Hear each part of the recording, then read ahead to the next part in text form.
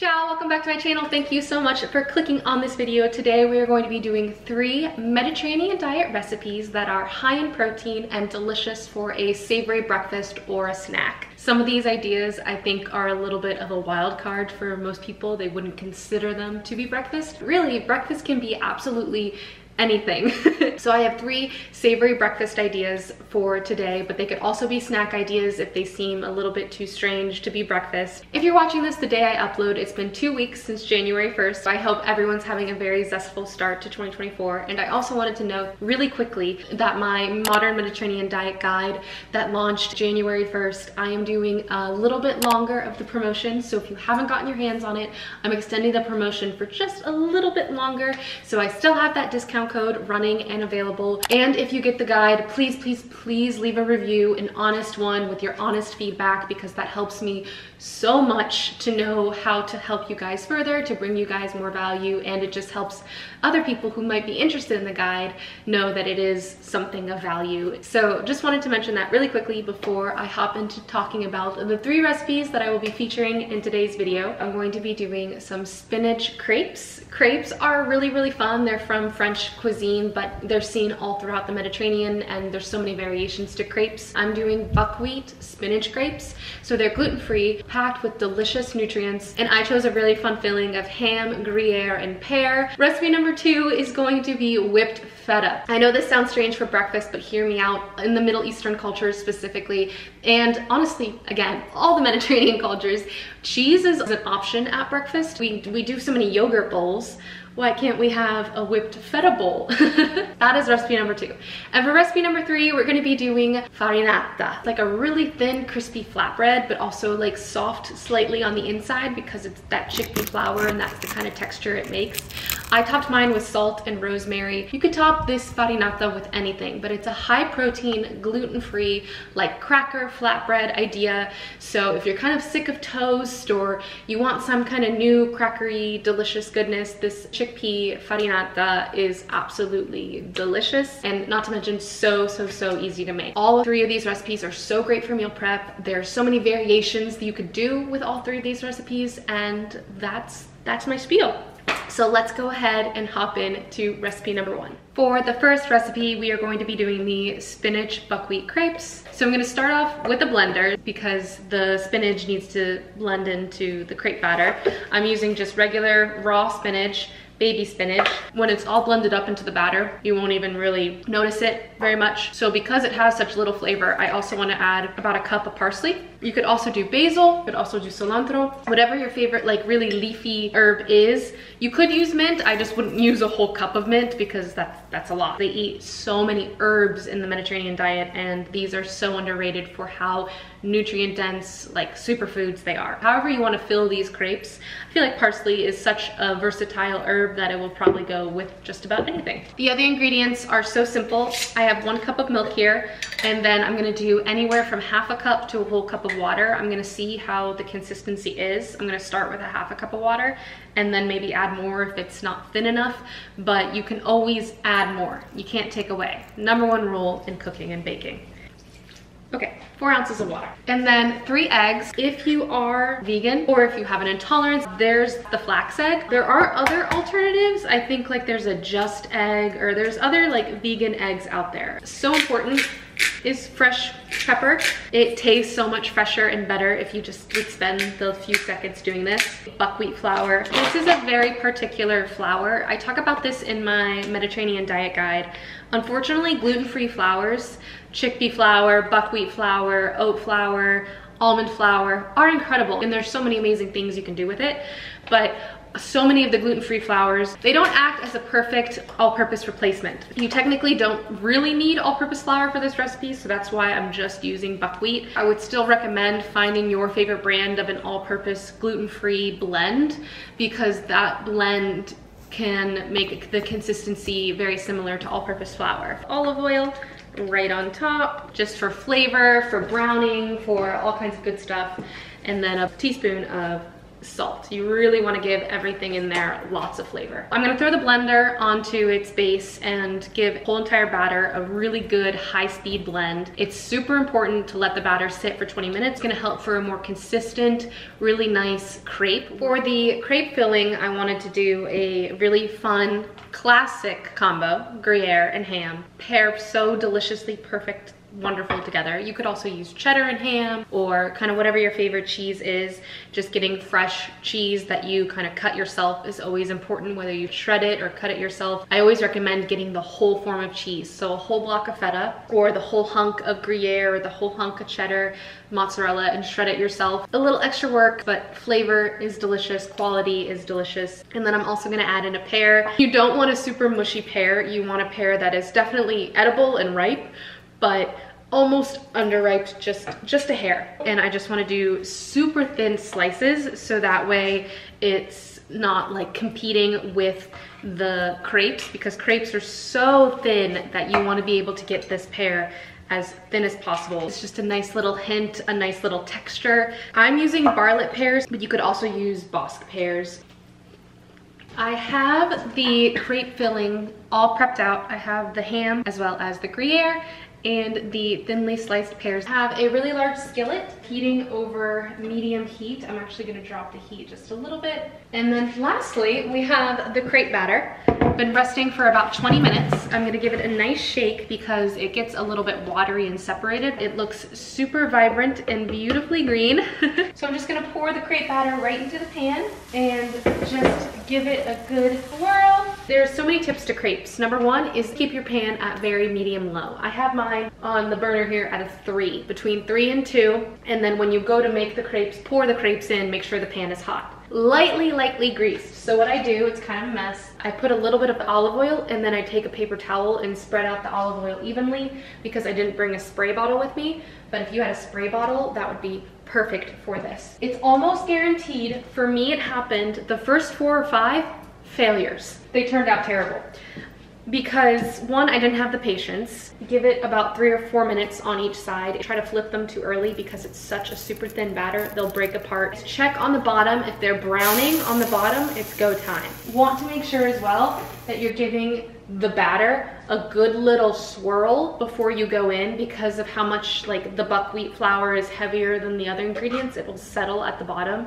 So you definitely want to give everything a good stir. Once you have the spinach crepes prepped, you can do whatever you want with them. Super versatile, like I've talked about, the amount of fillings are endless, but I'm gonna go ahead and prep a bunch of them with this simple filling. So I'm gonna take half of a slice of ham and fill 1/2 of the crepe, basically. And then we're gonna do some Gruyere and then layer it with the pears. You don't wanna stuff them too much because the crepes are so thin that they will break pretty easily. And then you fold it over. 6 prepped crepes. I used 1 pear, 1 pack of ham, and I don't know really how much Gruyere, but I should have made note of that. Anyways, I'm putting it in the oven at 300 to get them warm and gooey. You could just put all those fillings inside, put a foil around each like individualized crepe, and that way when you take it out of like the freezer or the fridge, you just pop it in the microwave, heat up the crepe, or you can just pop it in like if you have a toaster oven,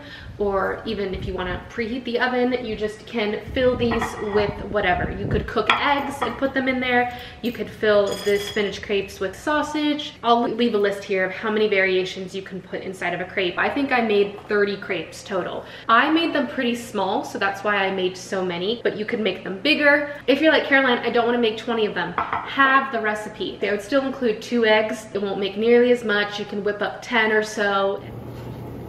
I mean, look how good that looks. Got the melty Gruyere, the smoky, meaty ham, and then the sweetness from the pear that complements everything so well. We're gonna get a nice cheese pull. I'm so excited to try this. So good. I'm just gonna eat it with my hands because it's so much easier. Gruyere, with such strong, robust flavors of the Gruyere and the ham, you really don't taste the spinach wrap at all. So easy to make as long as you just have the time to make them. And then I promise you'll be so happy when you go to the freezer and you have them on hand. So good, So delicious. I'm almost done with this absolutely incredible crepe, so I think it's time to move on to recipe number 2. For the second recipe, we are going to be doing the whipped feta, and it sounds special, and it can be. You can spice up this feta and serve it in a really pretty bowl with some fun sides and put some really fun stuff on top and have a super special hors d'oeuvre, just like the ham, gruyere, and pear, such a like special restaurant-y kind of combination. I think it's also important to make those combinations at home for yourself. Couldn't be easier, couldn't be healthier, because I take 7-ounce block of real imported feta. I always buy the block form of feta that's in its brine. Into the blender it goes. I also have feta here, which is also from Greece. It is 5%. Really recommend whole milk Greek yogurt. It tastes so much better than fat-free. We try to go as natural and like real as possible on the modern Mediterranean diet, and we're not afraid of fat on the Mediterranean diet. We want to choose real, wholesome, high-quality sources of fat and have them in moderation. A no fat, low fat, scared of fat, fat is bad for you mentality needs to go. So I only need about a half a cup, and I think this is 5 ounces, 5.3 ounces. That means I get a snack a little bit to myself. I'm going to zest the entire lemon because I love lemon. I am the queen of zest. Create a zestful day. The zest, the oranges.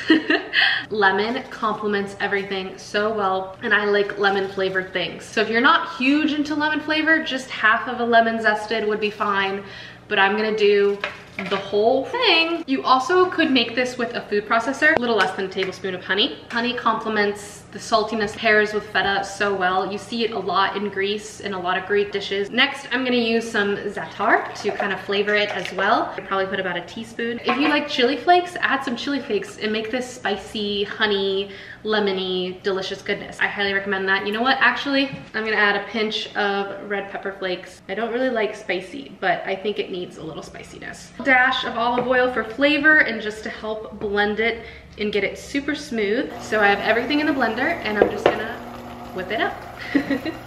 You guys, oh my gosh, this whipped to pure silky perfection. I like, I just wanna, but I'm not gonna. Perfection is the feta. The feta that's whipped is pure perfection. If you wanted to, you could pop this back into the fridge and it would get a little bit more thick. I'm gonna do some really fun toppings. There are so many things you can put on top. An olive tapenade if you wanted to put on top, or just olives and herbs if you wanted to do some more like different types of nuts. Because I plated the feta so beautifully, I'm so sad to tear it apart. I love the specks of the lemon zest and the za'atar all throughout, whipped within the feta, instead of like apple with peanut butter or like a yogurt bowl or something like that. This is just a savory variation of that. I mean, what's not gonna be delicious about whipped feta? You can use crackers, of course, carrots, little tiny cherry tomatoes. You can do some fresh bread in the morning with this. Instead of like smearing peanut butter or cream cheese on a bread, you can use whipped feta on toast. I just thought it'd be something really creative for a savory breakfast recipe. I need to stop eating this. An amazing dip for a snack. Or it could be a sauce for an entree with any kind of like roasted veggies, roasted squash, like do a big plop of whipped feta and then add the roasted vegetables on top, a dollop on top of like roasted chicken if you wanted to. I mean, possibilities are absolutely endless. I can't stop talking about how delicious this is, but we need to move on to the third and final recipe. For recipe number 3, we're going to be making the super simple farinata featuring chickpea flour. Ratios are a little bit different than soca. I made soca last year. Absolutely scrumptious. I added some baba ganoush and a nice cucumber tomato topping on top. So with soca, actually the water and flour ratio is about the same, but with farinata, it's supposed to be really thin, a really thin batter that bakes in a bunch of olive oil in a pan and gets nice and crispy.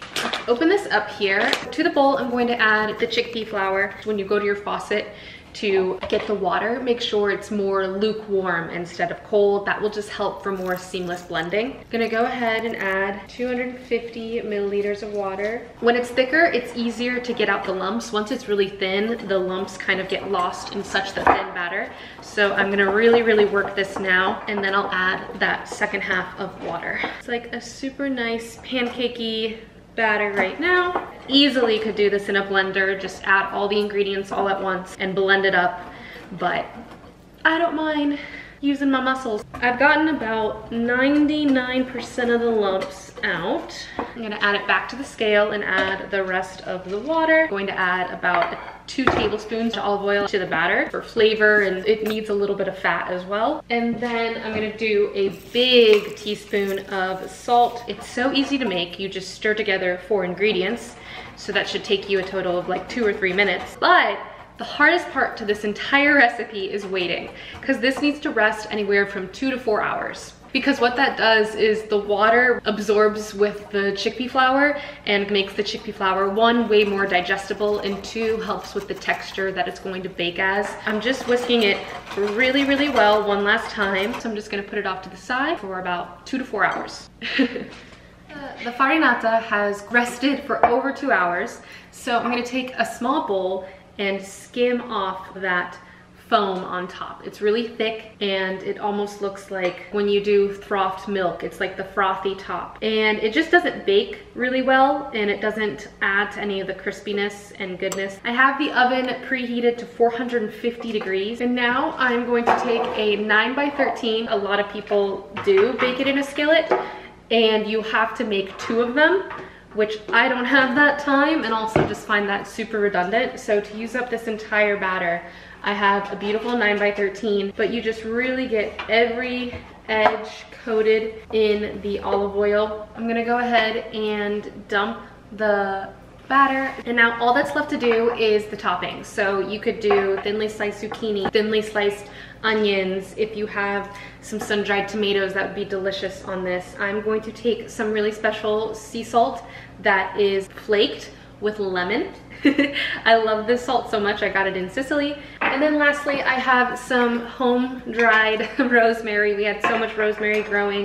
So before I left for Italy in September, I took all the rosemary and I just laid it flat on a tray. And then when I came back in October, it was all dried. Lots and lots of dried rosemary. I mean, there is nothing more like Italian to me than olive oil and rosemary together. It smells so good. And then I'm gonna pop it into the oven to get nice and baked and crispy. It's finally time to try the delicious farinata. I'm so excited.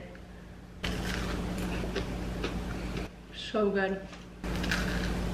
It is a delicious gluten-free flatbread from Italy that is so full of protein and fiber. It's so easy to make. You just need a couple hours of patience, but otherwise it's like 4 ingredients, 3 ingredients. In the center, it's super chewy and delicious, but then on the outside, it has that crusty olive oil exterior. You cannot go wrong with some farinata. It is a delicious breakfast idea. It's a really, really good choice to start off your morning, or as a snack, or as maybe a side dish to an awesome dinner. You have to try farinata. And that concludes the recipe video. Thank you so much for watching. I really hope you enjoyed. I really hope you got some kind of value out of this.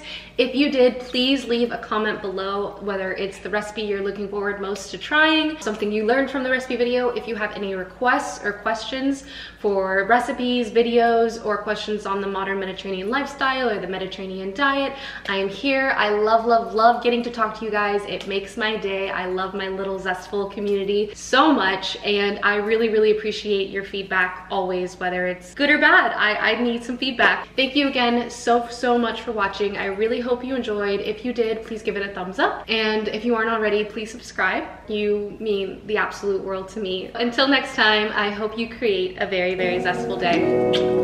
Ciao.